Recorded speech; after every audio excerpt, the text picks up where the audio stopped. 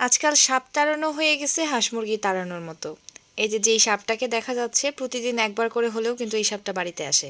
আমার ঠিক জানা নাই এই সাপটা আসলে বিষাক্ত কিনা, কিন্তু সাপ দেখলে সবসময় আসলে খুবই ভয় লাগে।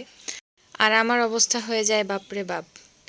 আজকেও সেই সাপটা বাড়িতে আসছে এবং আজকে এমন একটা অবস্থায় যে মনে হচ্ছিল যে বাড়ির ভিতরের দিকে, মানে ভিতরের দিকে ঢুকে যাবে। তো একদিকে লাঠি নিয়ে আম্মা এদিকে তাড়াচ্ছে, আর অপর দিকে এজাজ তাড়াচ্ছে, দুইজনের হাতেই লাঠি।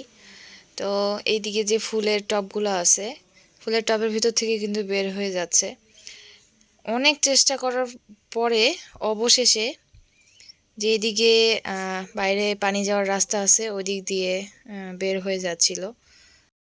অনেক কষ্টের পরে অবশেষে ওকে বের করে দিতে জাজ সমর্থ হলো।